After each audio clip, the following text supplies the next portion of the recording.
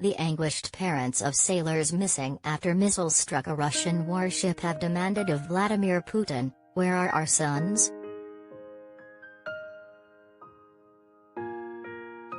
They want the Kremlin to admit how many died when the Moskva sank amid claims of a cover-up last night.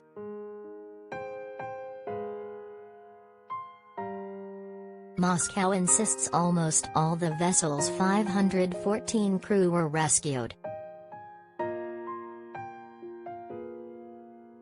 As a dramatic video and images emerged last night showing the warship on fire following the attack, Kremlin officials also released footage of a supposed ceremony for survivors. But the clip appears clumsily doctored, with the same sailors seeming to appear multiple times and the tree foliage suggesting the film was made at a different time of year. Yesterday, at the risk of being censured or even arrested, desperate parents of crew members broke their silence. They fear the death toll from the Moskva is at least 40 and could be much higher. Western military sources have suggested it could be in the hundreds.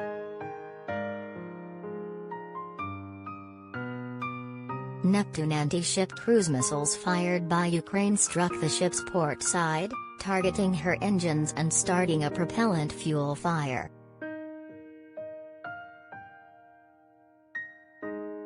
Moscow, however, says a fire on board caused ammunitions to explode and the vessel sank as it was being towed in a storm.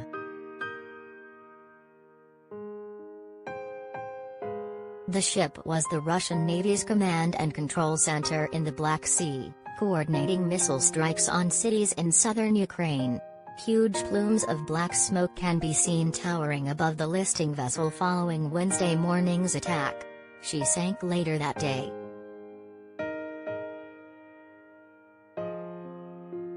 Irina Shkrabets, whose son Igor was a chef, described searching hospital wards crammed with severely burned sailors. She said, "I looked at every burned kid. I can't tell you how hard it was, but I couldn't find mine."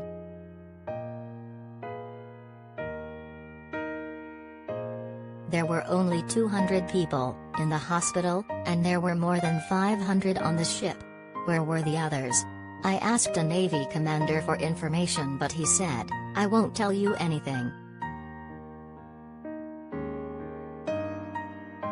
Igor's father Dmitry said his son was a conscript who should not have been sent to a war zone and vowed to dedicate his life to discovering what happened.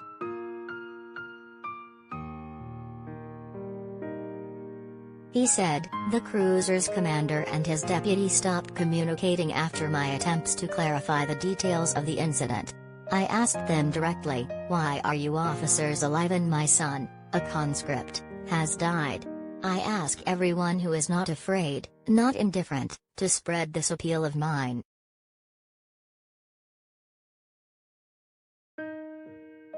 A man whose son was taken away in such a vile way is not afraid of anything.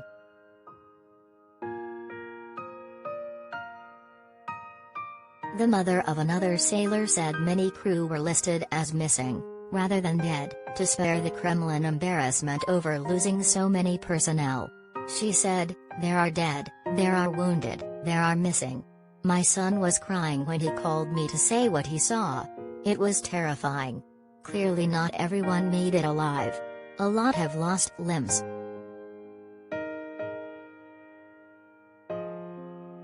A Russian TV presenter also raised questions about the Moskva. During his prime-time show, Vladimir Solovyov said, "Explain to me how you managed to lose it. Why did your fire extinguishers not work? The ship burned from the inside out."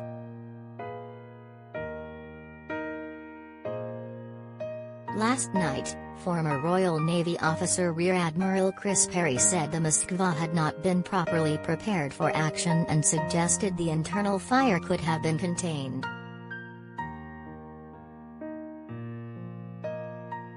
The absence of the ship's life rafts and the positioning of its crane in the footage indicate rescue boats were launched. The missiles hit the Moskva amidships, destroying her propulsion and electrical power systems. These compartments would have given off the largest radar signature.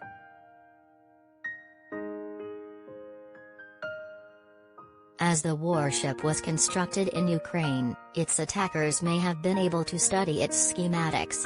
Her sister ship, laid up at Mykolaiv port, shares the same layout. Advertisement.